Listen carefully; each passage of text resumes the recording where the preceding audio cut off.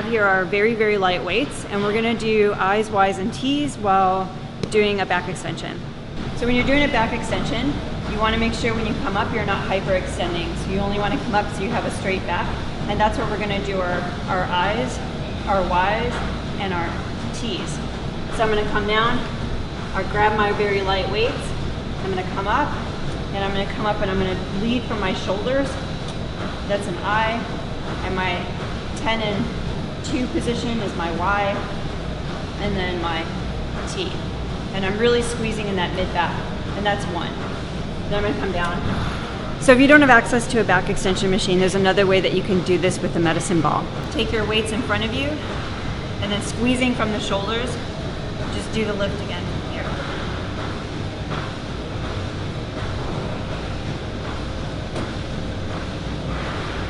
Flipping. It's okay. There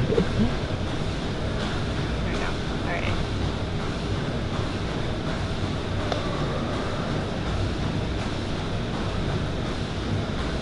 So one of the antagonist muscles that we actually use a lot in climbing is our tricep muscles. We're focused so much on pulling that our biceps tend to get really strong really fast, and maybe our triceps can be neglected. And the whole point here is to focus on the lat, so you need to keep your elbows in tight, and you're just gonna lower as far as is comfortable and then back up. What we don't want is for your shoulders to come in this way. You need to keep them nice and square, lower yourself down, and back up. The movement may start off really small, especially as you're if you're weak, until you get strong enough to be able to do them. And then if you're super strong, you can really lower yourself down and lift yourself back up. If this is too much, because you're using your whole body weight to lower you, you can use a bench.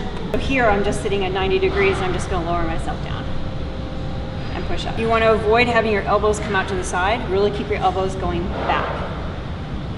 And you wanna avoid your shoulders coming and rounding forward. So in climbing, we do a lot of work with our shoulders, but it's not the top of the shoulders that we want to focus on. It's actually this part of the shoulder that we want to focus on. So in order to get those to engage, we do a lot of rows. In my circuit, we have several different ways that you can address a row. I learned this similar exercise when I was training in Europe at the Gimme Craft Cafe with Dickie Corp. But what I really like about this is it wakes up this shoulder system, and it really lets me be aware of them so that I'm more focused on using them when I'm climbing. The pulley lets me move the system up and down, and then I have a stool sitting out there so that I can be supinated, chest level up front. So I'm sitting here supported, my core is engaged, and I'm just gonna pull the grips and rotate to engage the arms. So the shoulders are doing all the work, and then I'm just gonna try to do them faster. If that's too hard to do, just simply drop it down. You can lean back this way. The next part that you can do with these, same idea, but this time I'm gonna do a row. So now I'm pulling them in.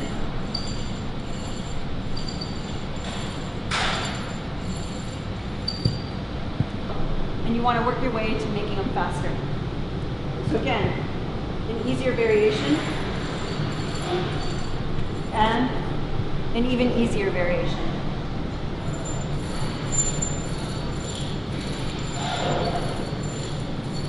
Now another way to get the rows engaged, you take a ring, very positive hold, and you can do one arm rows or on the side, and you would pull them down and reach as far as you can, kind of blasting upwards.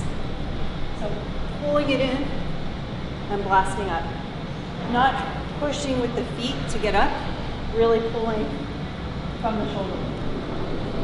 If that's too hard, walk it back.